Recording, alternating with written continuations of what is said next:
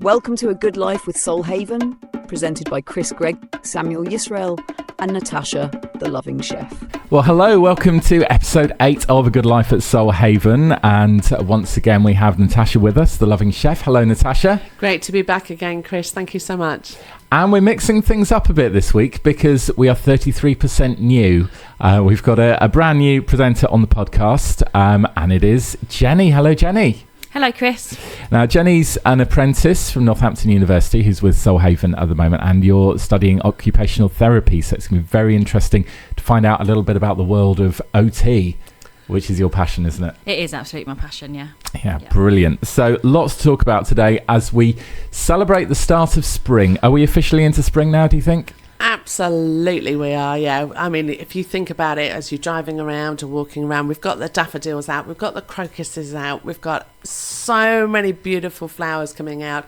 Definitely into spring right now. Yeah, I've seen a lot of daffodils around, and it's lovely because people plant them and then forget about them, and then they just pop up every year, and nobody knows where they've come from. Somebody has obviously gone around planting these bulbs at some point in the past, but it's just lovely to see, and sometimes you don't even know where they're going to spring up, and you've walked down a street many times and suddenly it's bright yellow and just so full of happy joy. And they say that yellow is the colour of happiness, don't they? Absolutely they do. I think the little garden fairies come out in the middle of the night and plant away for us, because we all love surprises. We all love to actually go, oh yes, it's spring is here finally.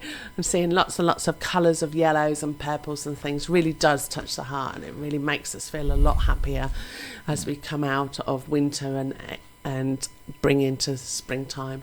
Fabulous. So today on the show we're going to be talking permaculture principle number 8, which is integrate rather than segregate. And this is all about the importance of working together, collaboration and interdependence, which mirrors natural ecosystems and human societies, really. So it's all about many hands make light work. Absolutely it is, yeah. If you ever think about moving a wardrobe, can you move a wardrobe by yourself, or actually is it easier when you move a wardrobe with a team of people? So yes, collaboration is key in every areas of our lives. Or just push it over at the top of the stairs and it will end up at the bottom on its own, but probably not in a safe state.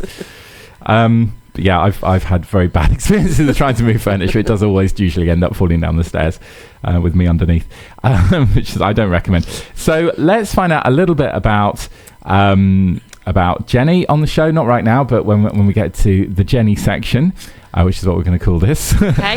And then Natasha is going to do hints and tips on why it's important to get children involved in the garden. So this is up my street, because I've got 2 children. I'm always trying to think of things to do to keep them entertained at the weekend. And gardening is so much fun for kids, isn't it? It is. It is absolutely amazing to get your kids out into the sunshine, getting a little bit of vitamin D that we're blessed with at the moment, and to get creative with inside the garden as well. So yes, I'm going to be going through many hints and tips on how to get them out there. I'm looking forward to that. And Jenny's also going to be talking about how she got involved with the Ploughing the Mind programme.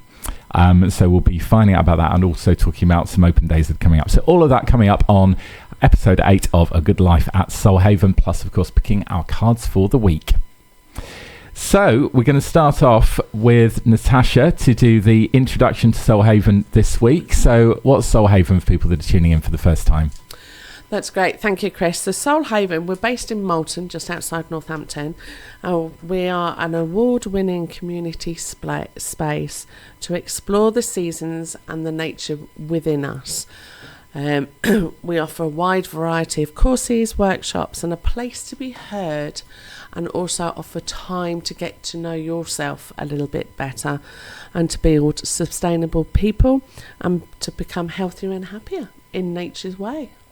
Let me be clear here, it's nature, not naturism. Absolutely. Unless I'm missing something here. No, definitely nature's way, yes. That's good, because nobody wants to see that. So let's get into permaculture principle number 8, integrate rather than segregate. So can you talk us through how that works? Yeah, absolutely. So permaculture principle number 8, integrate rather than segregate. So again, have you moved a wardrobe by yourself, and how hard is it? So this is all about collaboration. This is all about getting into community. It's about getting into the world of being as one altogether. So there's 3 of us sat here in the studio today and recording. I certainly couldn't do this by myself. I couldn't do it without Chris, and obviously Jenny's here as a guest today. So this is a collaboration with different people. I think the show would be really boring if I just sat here and just talked by myself without the music and without the conversations going ahead with things. But yes, but like plants in a thriving garden, we actually grow stronger all together as well as one. So by putting the right things into place, relationships, and building the relationships between them, we can actually care and support for each other along the way. And that's what's really needed. You know, at the end of the day, we all want to be heard, we all want to be seen, and we all want to be loved. And sometimes, especially if you're in isolation, that really is a whole different world to be in. And excuse me, you know, at a first glance, this might sound like, if we're associating it with a garden and within the people as well, it sounds like a garden manual. But actually, when we dig deeper, you'll see the philosophy that's offered is absolutely profound to each and every one of us, you know, and also profound within the mental health as well. So yes, so if we take the permaculture principle number 8 and have a look at how that affects within the mental health. You know, mental health, it combines different self-care methods like mindfulness, physical exercise, and social interaction. It actually goes through excuse me, it actually goes through integration. And I think that's the key thing, isn't it, that people are very social, aren't they? We're social animals, and you can see how it would be very closely linked to mental health to have that interaction with other people and can be part of a community, because it's horrible being lonely. And I think that's what's at the root of that feeling, that it's just wrong to be on your own the whole time. Yeah, definitely. I mean, if you go back to tribal days, you know, we all sat around the campfire, we all came into a community, we all sat around the fire and told stories, had a laugh, put the world to rights along there. Then obviously technologies come in, and we have this wonderful relationship with our laptops and our mobile phones, but we don't get the human interaction that we actually crave for along the way. So yeah, it's very important to be part of a tribe or be part of a community rather than separate and be by yourself. Yeah, and you really can't you can get a little bit of company through your screen, but it's really not the same. And you can't have a cuddle when you're not close to, when you're not physically there with somebody, or there's proper eye contact and having a conversation with somebody where there isn't a 1 second delay between the two of you talking. And you might not even notice that when you're having a conversation on the phone or on Zoom, but it's all over the internet nowadays, and it's not a live conversation that you'd have if you're in the same room with somebody else. No, absolutely not. And we're all I'll put my hands up high here, we're all addicted to the scrolling. So what does the scrolling of the phone actually looking for? We're looking for that connection. We're looking for the praise. We're looking for getting things right along the way as well. Like, oh, we have to look like this, or we have to be like that, or the family, you know, image on social media and things. It's like, oh, it has to all be perfect. And why isn't my world like social media pictures or the media pictures and things? And I think it's all baked into the platforms, because everything that you put up, you can see underneath whether people like it or not. There's like numbers of thumbs up and ticks and things and stars. Like, why? How is that healthy? You're looking at it thinking, oh, I put up this picture of my new haircut and nobody likes it. Oh, how awful do I feel now? Yeah, absolutely. And we all go back to a post and say, oh, yeah, I got 10 likes, I got 20 likes, oh, I got 4 comments and things. But that's really what it is that we're looking for, is the integration of people, the interaction, the collaboration of people along there as well. So, yes. So, spend some time out in the garden, get integrated into the garden as well, and become one within nature. along the way will really absolutely help, especially with mental health. And mental health covers a whole variety of things.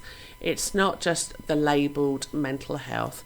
It could be the lack of confidence, it could be the isolation, or it could be the undiagnosed part of mental health along the way as well.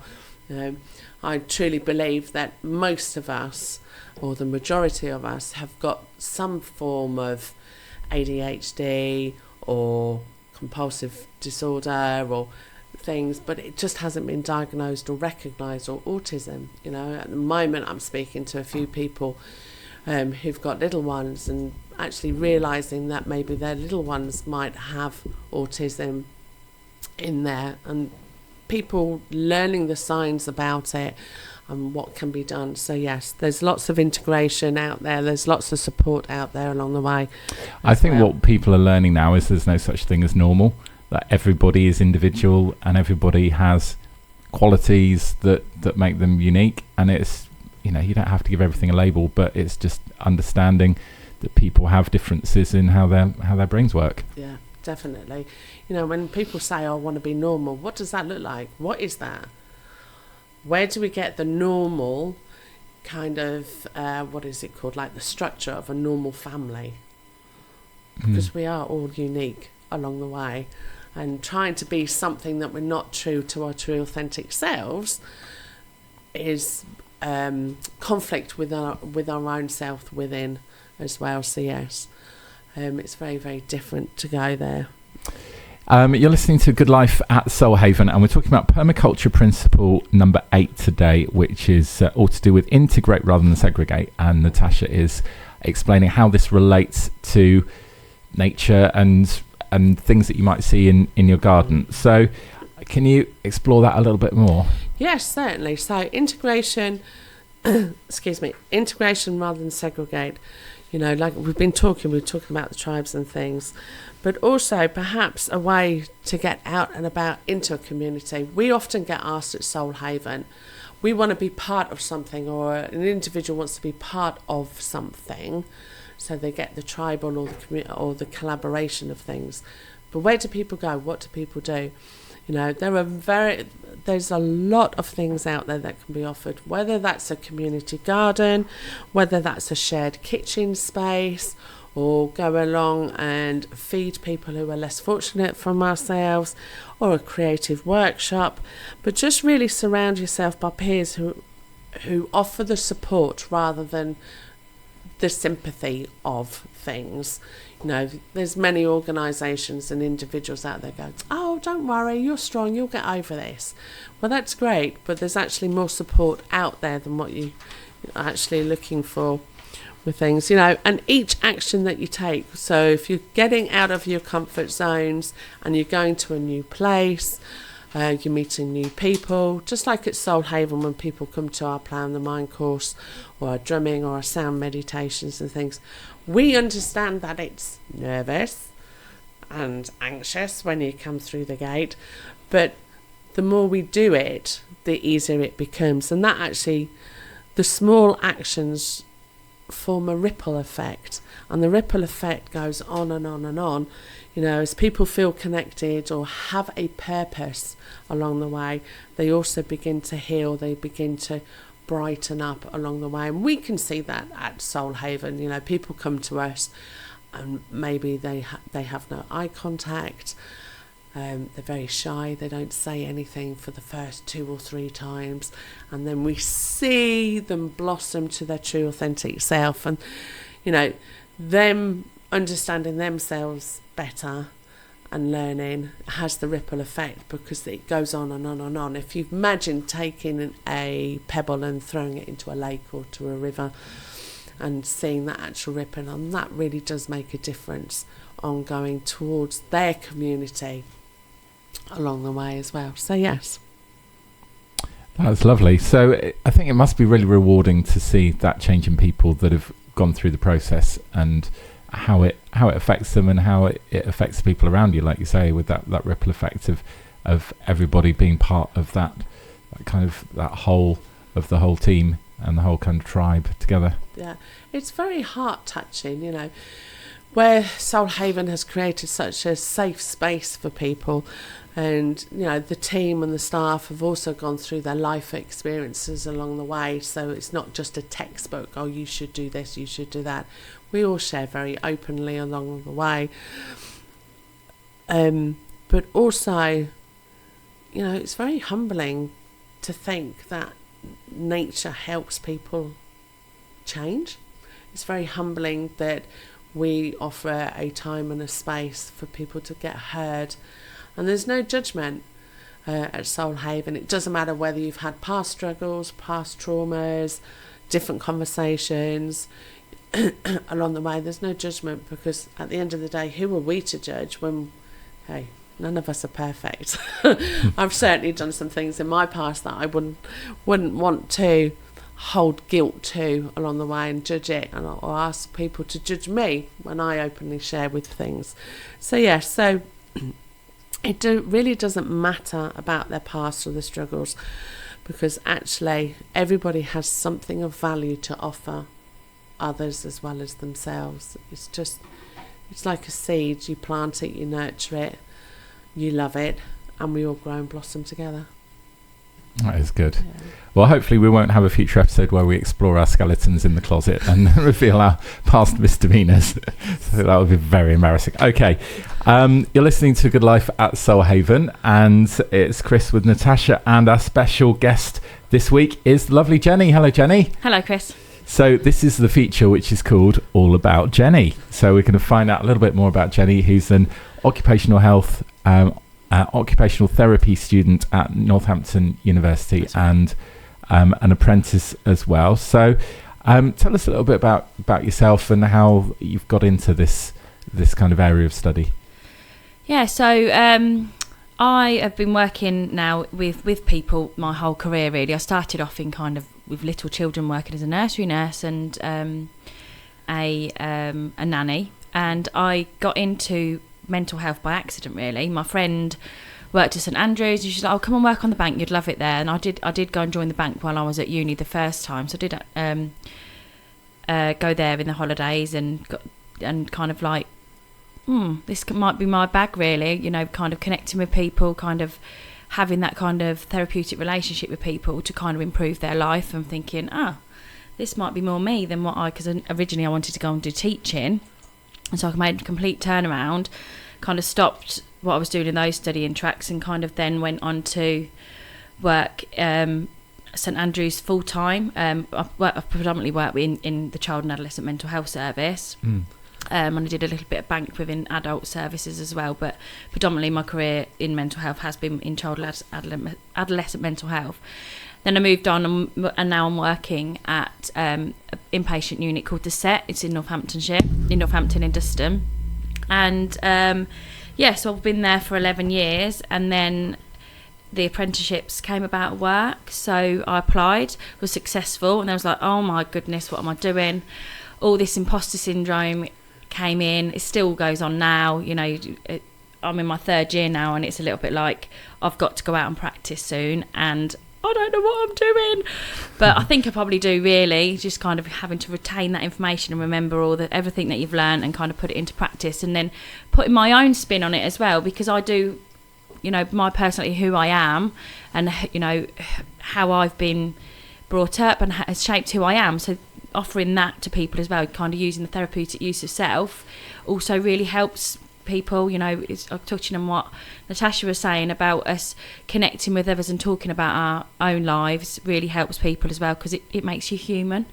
We all have kind of trials and tribulations along the line, don't we? Yeah, and I think that's what gives everyone a unique perspective on things, and makes you good at what you do, because you're bringing your own experiences to it as well. Yeah, so absolutely. It all comes together, doesn't it? Yeah, it does. Yeah. Okay, so occupational therapy. What do occupational therapists do? What do you work with, and what kind of settings do you do the work in? Well, they work everywhere. I think there's a huge misconceptions, isn't there, with OT? I mean, people have spoken to me and they've said, "What course are you doing again?" I'm like, "Oh, occupational therapy." "Oh yeah, my nan had an OT," and everybody thinks that OT, yes, it is a big part of what OTs do. They do go into people's homes. They do help them kind of function within their home and kind of make sure they've got the equipment that they need to even just leave the house. And it's kind of thinking about, what does that mean? Yes, they can now move around their home safely and they're not going to injure themselves by falling over, but essentially they're also getting out. They're going out to connect to people in the outside world. They're not being isolated in their homes. But it isn't just what OTs do. OTs work with everybody in a vast kind of variety of settings. They work across a lifespan as well, so they work with babies, children, right up until older adults. So they'll kind of work in hospitals and schools and in the community, private practice as well.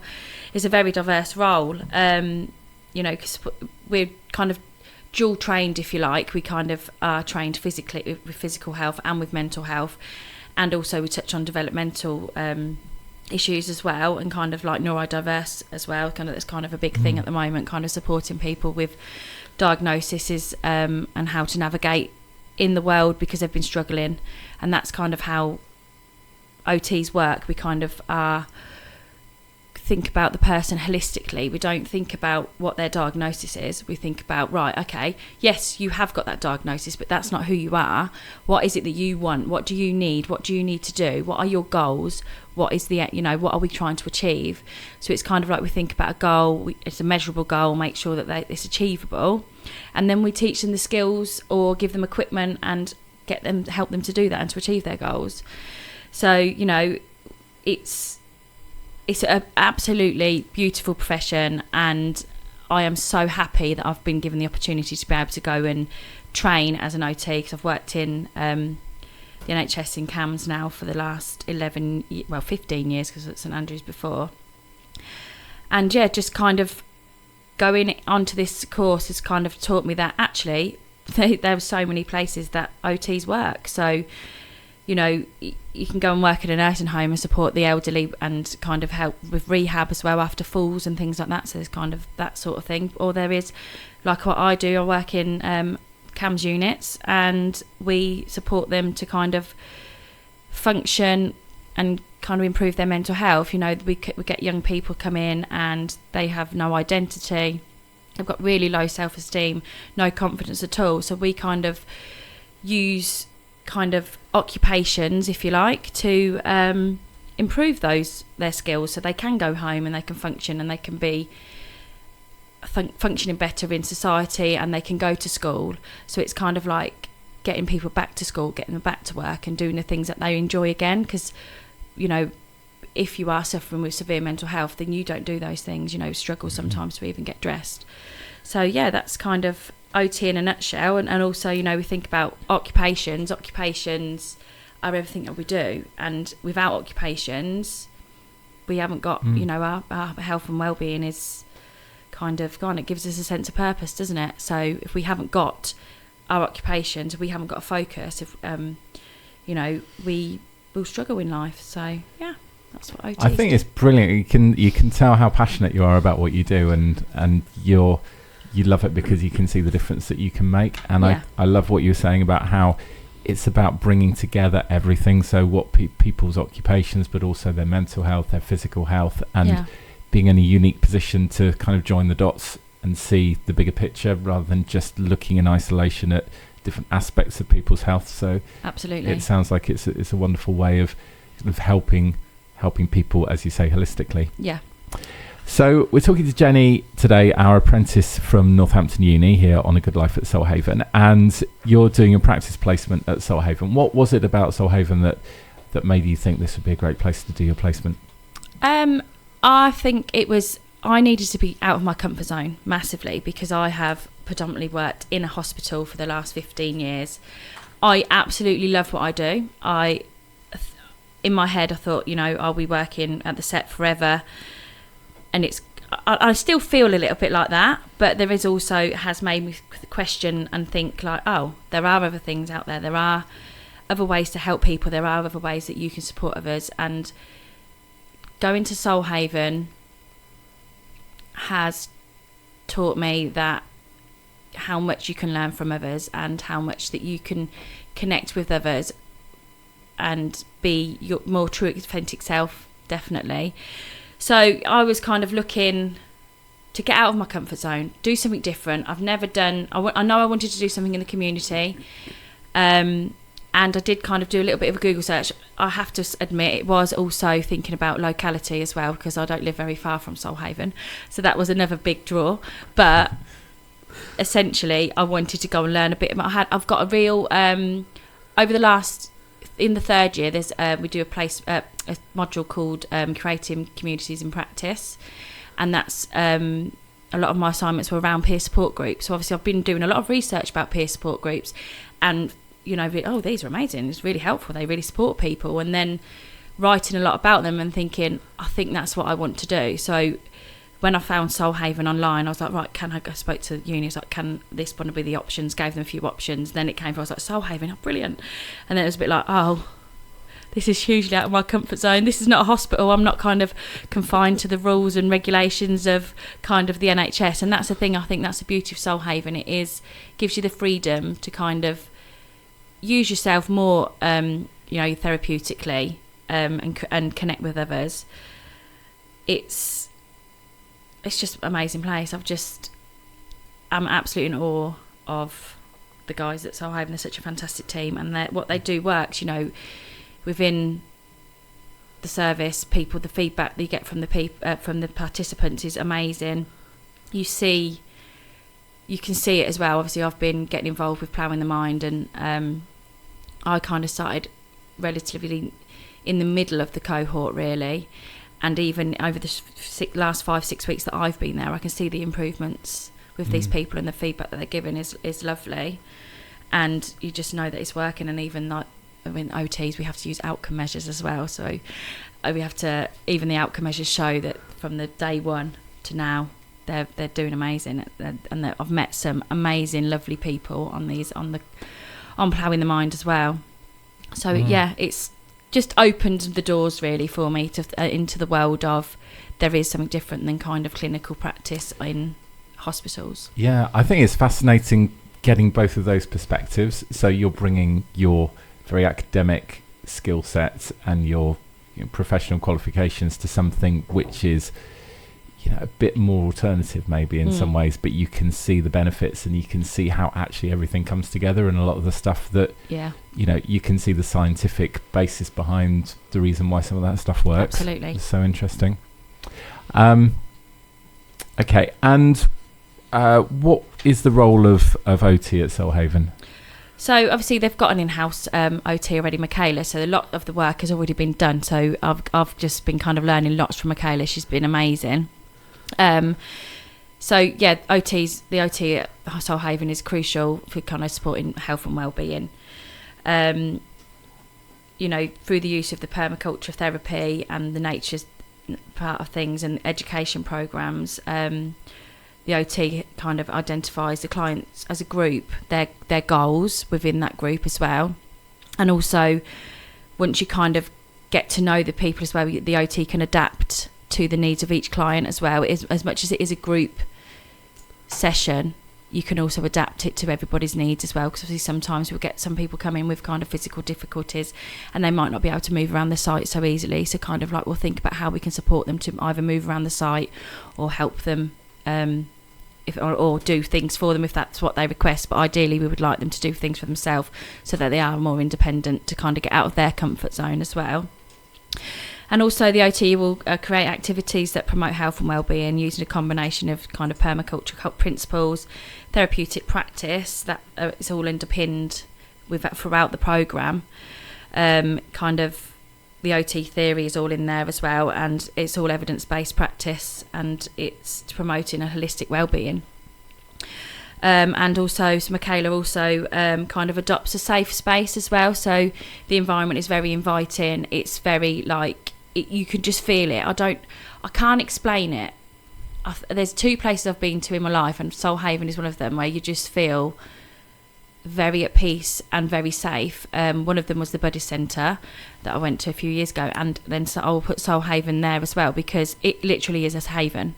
It is the most welcoming, safe space, and it's created such a lovely sense of community within Solhaven. And I think not just Michaela, obviously she is the OT, but also Natasha and Samuel and all the other team have done an amazing job to create that feeling, and you feel it. It's not just seeing the physical elements of the beautiful community garden they've got and they've got a fire. I mean, like, who would love a fire? So it's just, they've just worked incredibly hard to create that beautiful, you know, where people can open up, they can be socially interactive, they can kind of learn from each other, learn from the participants and the facilitators of the groups, and then, you know, and they support the vulnerable adults to learn, grow and flourish, and by connecting with nature. Do you feel like your experience there has kind of changed maybe exactly what you want to do with where you want to end up with your skills? Initially, probably not, because I think it might be quite nice to kind of go back to the safety when in my first qualified role.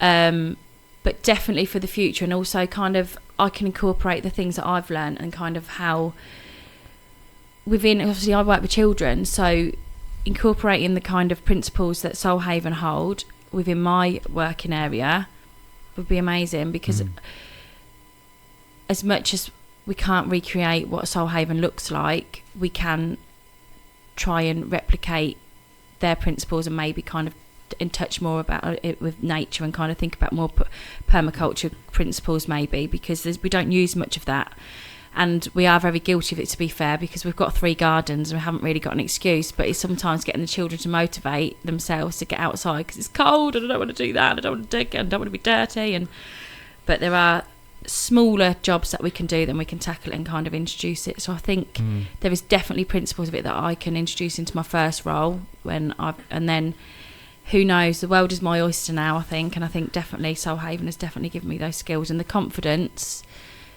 to kind of put it into practice. It's interesting that you're talking about children, because we're going to be coming on to some stuff about getting children out into the garden, but kids love getting out into nature. And I think even when it's cold, if they put the wellies on and they're jumping around in some puddles in the cold and the rain, it's that initial bit, isn't it? Once you get them out, they're all right and they're happy. Yeah. It's like with my children as well, they're like, come on, go to the park. No, I'm not, but then I can't get them home. So like the more wet the slide is, the more keen they are to slide down. Absolutely. Yeah, muddier the better, isn't it?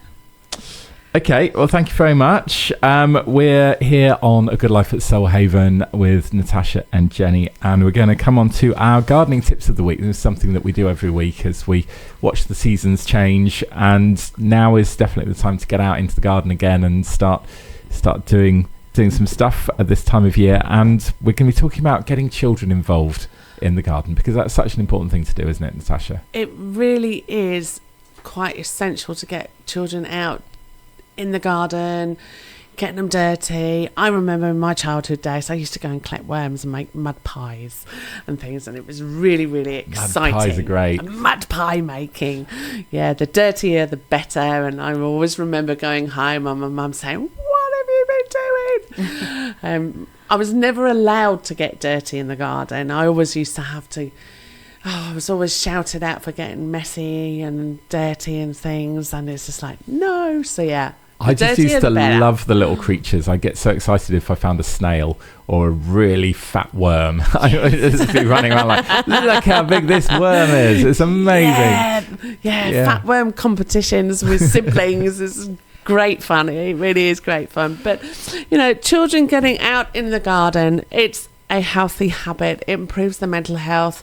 It connects them with nature. It slows the pace of their world down. Children today are really, really busy with after school clubs, doing this, doing that, filling the time, you know, and just having a home day in your garden or half a day in the garden really does reground yourself as an adult or a parent, but also the child as well, and just to have some freedom for creativity and freedom for exploring in that safe space of your own garden. So yes, and I think kids will find stuff to do in the garden, and you don't have to feel like you have to be entertaining them the whole time, but if you give them a project and some tasks, then it's probably even more rewarding for them because they feel like they're achieving something. Yeah, absolutely. You know, make that little corner of the garden their time, their space. You can do whatever you want. You know, gives them an opportunity to learn about decisions, to make mistakes, and to be able to go, okay, well, that didn't work. How can we review it? How can we change it slightly and adapt it to make things work? So give them a little bit of ownership in your garden. You know, it doesn't have to be big. You know, if you haven't got a large garden, maybe a couple of flower pots somewhere, or at the back door, or on your little balcony as well. So yeah, you don't need a huge garden to allow your children to have a little bit of time and space. You know, it empowers them and makes them feel responsible for something. It learns about responsibility, especially in the summertime. You know, plant the seeds now, but they are going to need to be watered. They are going to be needed to be weeded and nurtured and perhaps fed along the way, and allow them just to have a little bit of responsibility along the way. So is it important to get them to buy into the process? So get them to choose what they're going to grow and where they're going to plant different things, that kind of thing? Yeah, absolutely it is. It's their choice, it's their decision.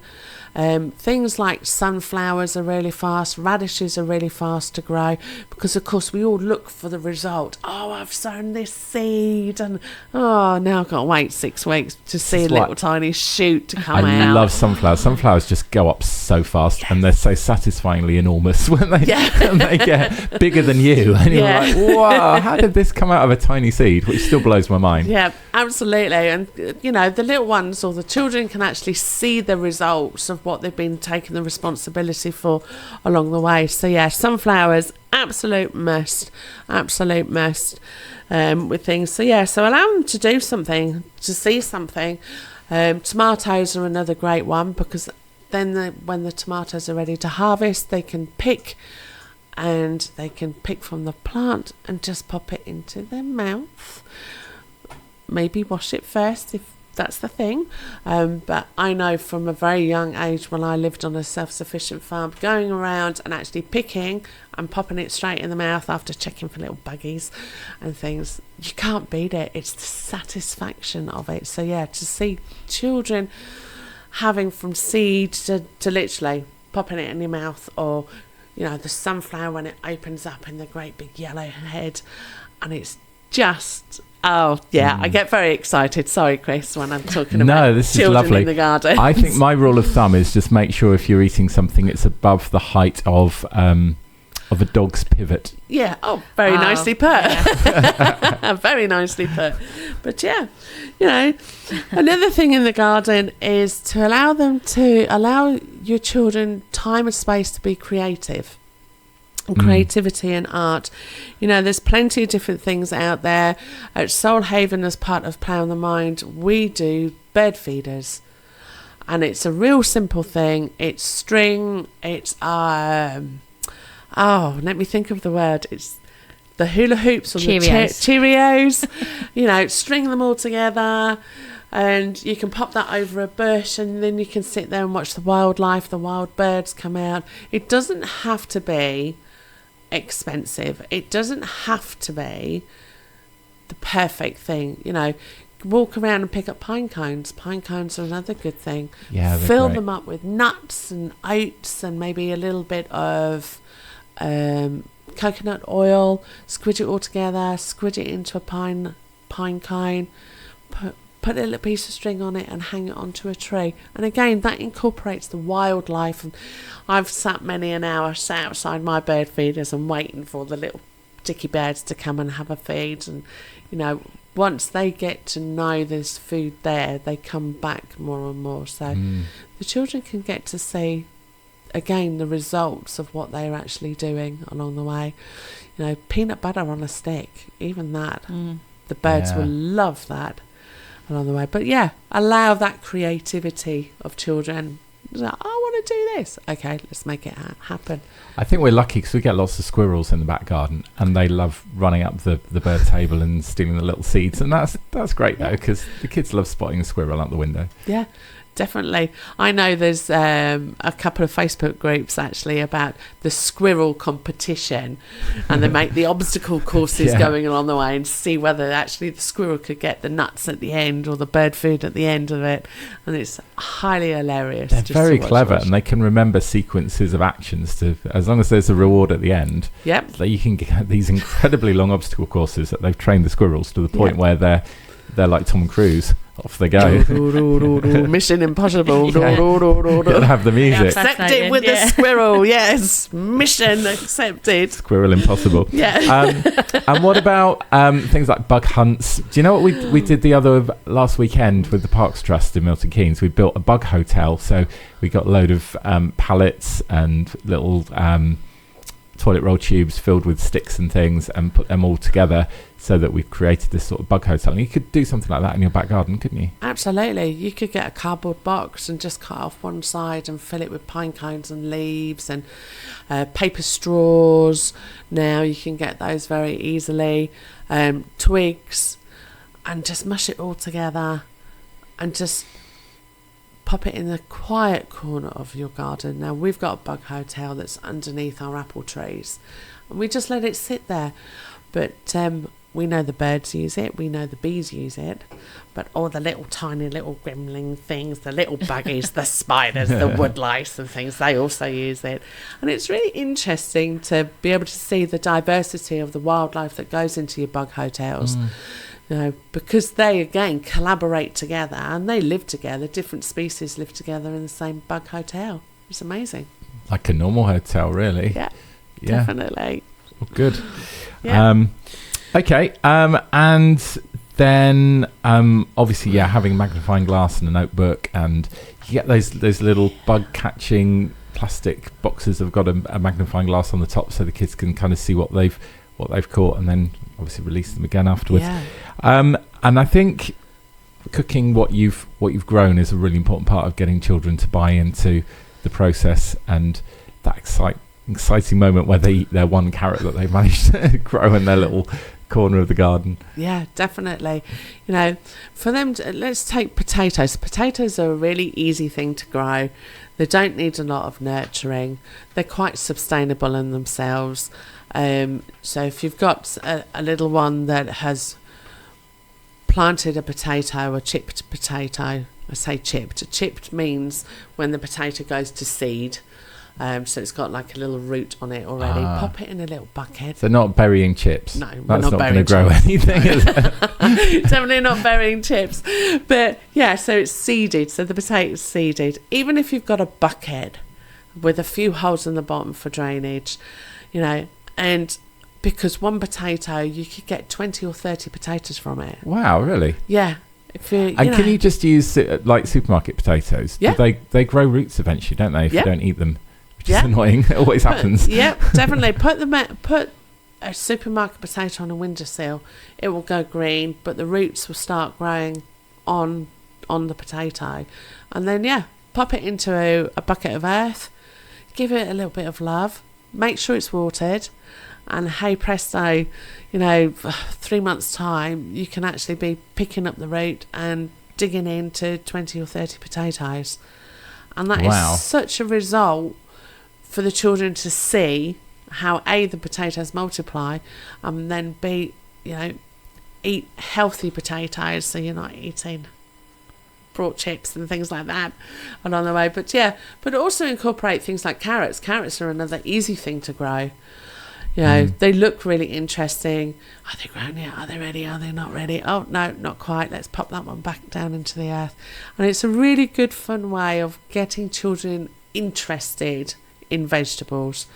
And, the different colours, different colour carrots, radishes again. Radishes, you can have a radish from seed to harvesting and eating it within 6 or 7 weeks. Wow. Yeah. Get them involved. Instant radish. Yeah, instantly. So yes, that's such a great idea. So I look forward to seeing, and send us in your pictures if you're growing stuff with your kids. We'd love to see what you've managed to do. So I'd like to see your sort of children's corners of what they've done, and they'd love to decorate them as well. You could make a little fairy garden in the corner and have little stuff growing. Yeah. I grew lots of herbs as a child. I had a little herb garden, and herbs are great because they just spread everywhere. It took over the whole garden in the end. Yeah. I'll let you into a little secret. I've got a little fairy garden in my garden. Have you? It's a secret little garden place just for me.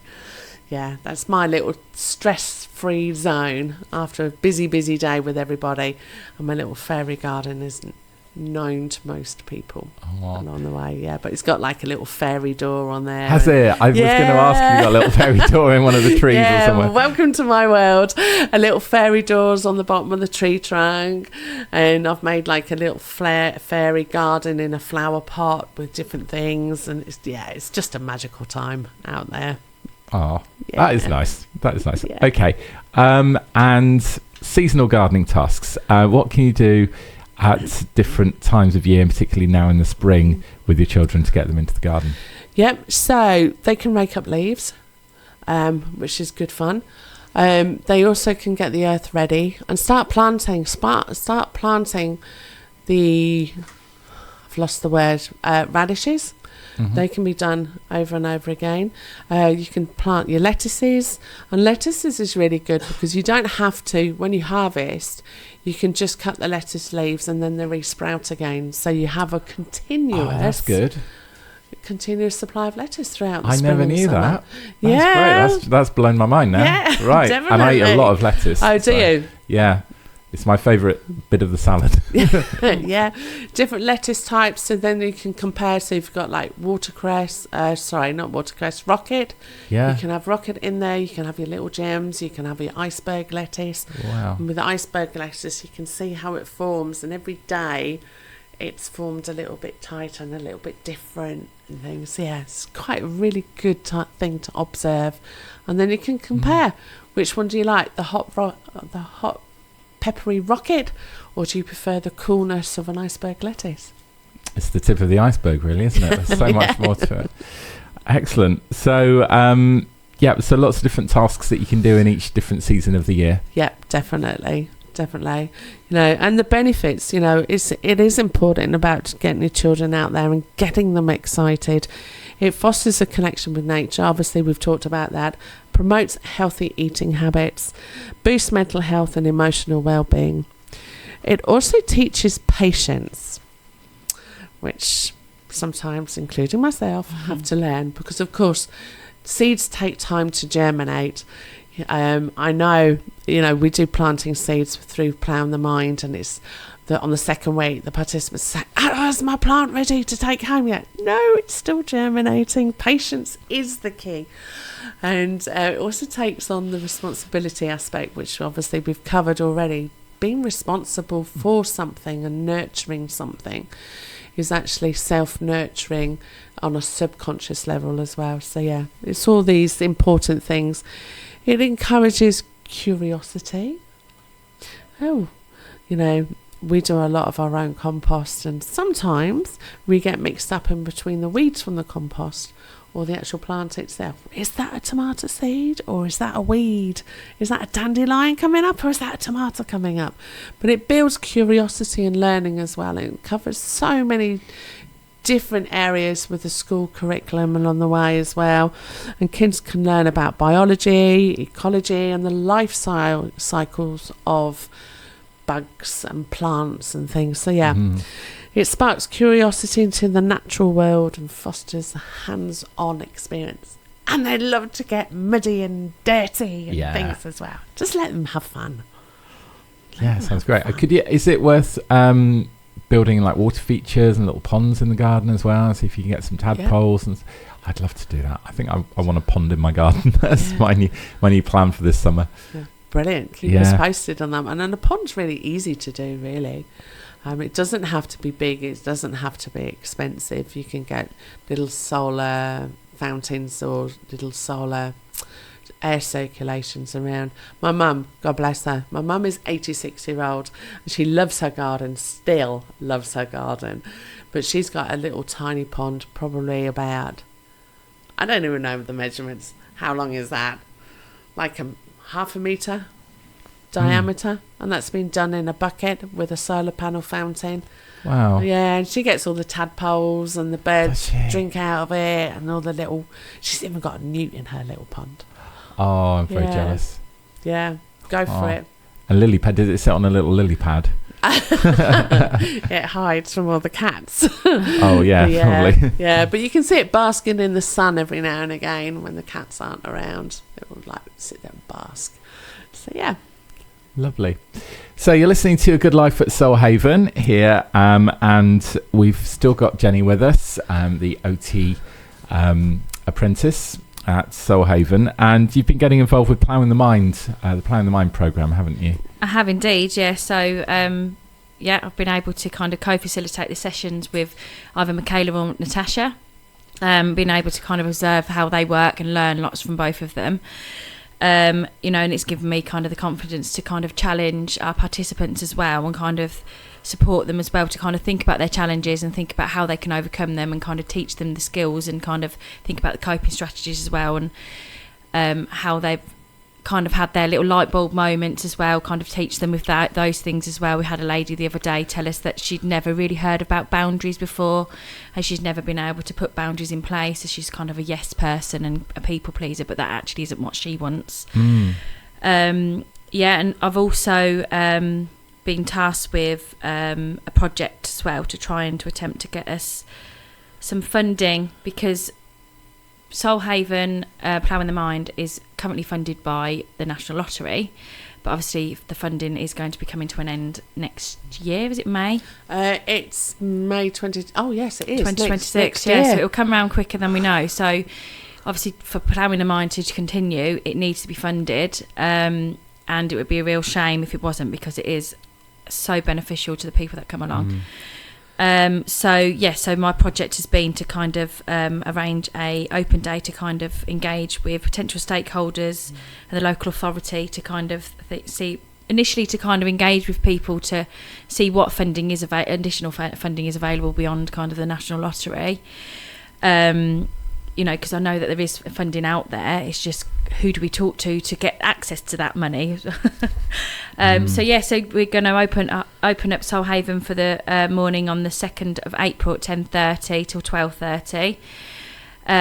The visitors can come along and they can gain insights of what is on offer at Soul Haven and the Ploughing the Mind programme.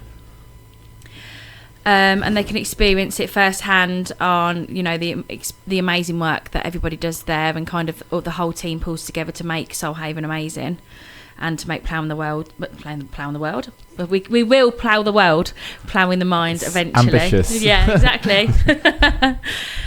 So our hopes for the open day will be the potential stakeholders, as kind of getting a better understanding of the funding that is available in Northampton for kind of wellbeing community groups, really. So it's kind of like connecting with them first, and then kind of thinking about what can we apply for to kind of help Ploughing the Mind continue. So our open date is the 2nd of April at 10:30, where we invite visitors to come along and have a look. And can businesses just turn up, or do they need to book in? Book in, yeah. So if you contact Soul Haven either through one of the social media platforms, or there is a information email on there as well, and I will be sharing the poster onto the social media posts as well, so then they can kind of contact us through that way as well. Fantastic. Well, thank you very much for organising that. I'm sure it's going to be a brilliant event. So we're almost at the end of this week's Good Life at Soul Haven, and it's time to look at our focus for the week ahead. This is where we pick a card, and that kind of defines how the week ahead is going to be. Is Jenny going to get involved with this time? Do you want Jenny to pick the card? I want Jenny to pick a card this week. Okay. There we go. Yeah. So you've got the beautiful cards there. So every week in Ploughing the Mind, at the end of each session, we get everybody to pick a card, including Jenny and myself, or Michaela as well, and that really does give us a focus for the week. Okay, what have we got? I'm picking the card. Okay, just one card. Boundaries. Oh, just mentioned about boundaries. These cards, it's always something really appropriate, isn't it? Absolutely, it's so clever. It is. It really is. But what do boundaries mean to you, Jenny? So for me, it is about kind of knowing your own boundaries, isn't it? Kind of personal boundaries, and kind of boundaries that you set with other people as well. Kind of, we need to kind of have boundaries, don't we, to so that we don't kind of go out of our comfort zone, because sometimes people ask too much of us sometimes, and we can't always commit to these things, and that can then impact on our health and well-being as well. It's kind of like that whole spreading yourselves too thinly. So we need boundaries, and we need to be boundaried sometimes with ourselves as well, because we sometimes I have learned lots in the past kind of year that I'm a terrible procrastinator and kind of putting things off. So I need to be more boundaried and kind of like, right, I'm going to do this and I need to do that, and I'll set myself kind of like a time scale. So that's kind of how I kind of see boundaries, really. But yeah, that's how, yeah. Nice. Boundaries for me, oh my gosh, I remember when we first started Soul Haven, I had no boundaries. I just said yes to everyone and everything along the way, and slowly and gradually more and more boundaries have been put into place. And sometimes boundaries are hard to put in place once we've already formed that habit, and then not communicating boundaries. So I was very guilty of this. I've sat down and I've gone, right, I am not doing this anymore. I'm going to set my boundary, but forget to communicate it to somebody else, whether that be Samuel or another team member. And then it's caused quite a little bit of conflict because there's no communication. Well, hold on a minute. She was fine with that yesterday, but she's not all right with that today. What's happened? And it can stir up a lot of different questions for the people who are receiving the boundaries all of a sudden. So communication and boundaries go hand in hand together to make it an easier life for both the receiving as well as oneself. What about you, Chris? I think for me it just makes me think about the children, and we're at an age now where we're having to set very clear boundaries for behaviour, and trying to enforce them is really difficult when the kids are getting more and more opinionated and they've got their own ways of doing things. And the boundaries are also tested a lot. They do. They're always testing but the boundaries. They're supposed to test the boundaries, aren't they? That's what children do. To a certain extent. So this morning we just had this conflict about, he just decided he wasn't going to wear any pants, and I was like, no, you've got to, It's a rule of the world. Wear your pants, come on. Yeah, you can't go to school naked. It's got to be done. So it's just being clear and enforcing it in a way that just seems fair and logical. And what I find is if you explain why the rule's there, then they buy into it a bit more than just say, no, do this because I'm telling you to. Absolutely. And they'll just go, no, I'm not going to do that. And also they're clever, so they'll start trying to bargain. So he'll be like, I'll put my pants on if you give me a chocolate. No, you can have a chocolate if you put your pants on first. I want the chocolate first. And it just gets into this cycle of negotiation. It's kind of like trying to solve the world's problems on a much smaller scale. It was a good card though. Lots to think about with boundaries. And I think you're right, you need to be clear about what your boundaries are, otherwise they're not really boundaries. Yeah, definitely. They're just annoyance. They're just grievances. Yeah. Yes. Okay. Well, that was really fun. Episode 9 next week. We're going to be exploring using small and slow solutions. What's a small and slow solution? Small and slow. That's what my children do. Yes. They get there, but it takes an hour for them to put their pants on. Yeah. So once we start looking at ourselves and learning more about ourselves, all of a sudden we want to change everything all at the same time, and we want to get from here to here as quickly as possible. But if we take huge steps forward, we're likely to fail and bounce right back to the very beginning again. So if you imagine 2 ladders, one's very small, slow steps. God, that's easy for me to say today. Slow steps up. And then if something doesn't happen on one particular day, you're not actually falling down right to the very bottom. But on the other hand, if you make huge steps forward all of a sudden and you go at it 100%, absolutely, and you're likely to fall down and actually hit the bottom again and have to start the whole process again. So let's just say if we're stopping, let's stop chocolate. Chocolate is a really big thing with me. I am never going to eat chocolate again. And I've done well for 3 days and not eating chocolate. And then all of a sudden, I've gone, I've eaten chocolate. I failed. Oh, gosh. But the small solution to that is, just for today, I'm not going to eat chocolate. Then there's no failure. And there's always a tomorrow. rather than saying, I am never eating chocolate again. So it works quite well to have the slow solutions rather than trying to win the race. I mean, there's the story about the hare and the tortoise, isn't there? Do you want to be the hare or do you want to be the tortoise? And which one wins at the end? So small, steady, slow solutions wins them all.